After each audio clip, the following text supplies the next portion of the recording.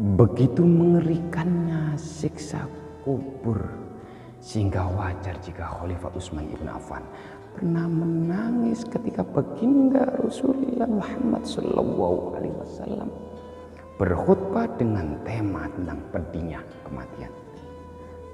Utsman tidak menangis ketika baginda Rasulullah Muhammad SAW mengupas tentang pedihnya siksa neraka, tapi menangisnya Utsman ketika baginda Rasulullah Muhammad SAW menceritakan tentang ngerinya siksa kubur dan kematian.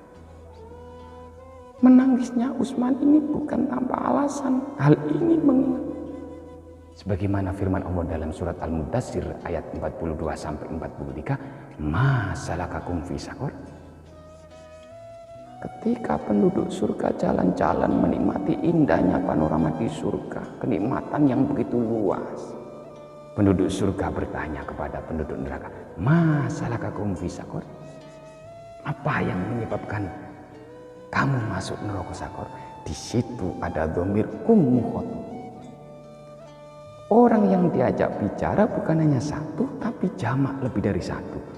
Buktinya ayat selanjutnya, qalu, mereka menjawab bersama-sama, "Nggih, saya masuk neraka Saqar ini karena lam nakum minal musholin."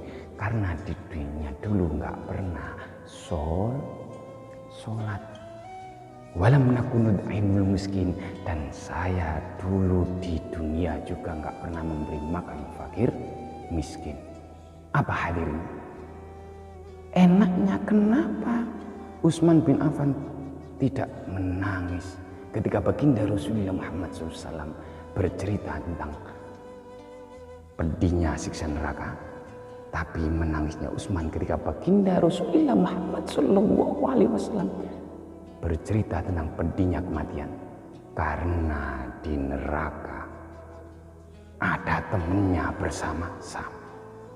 Apa-apa itu kalau bersama-sama sombongnya metu. Sehingga dalam ilmu psikologi massa, ketika massa itu semakin banyak, kekuatan, kesemangatan, keberanian makin muncul. Sama ketika kita berjalan sendirian di malam hari, di tengah malam lewat kuburan sendirian, bulu kuduk mulai tumbuh, mulai muncul. Tapi kalau satu RW, satu RT lewat makam di tengah malam, keberanian itu muncul.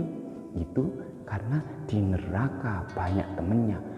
Secara logika lebih mengerikan siksa kubur. Kenapa demikian? Karena siksa kubur itu sendirian.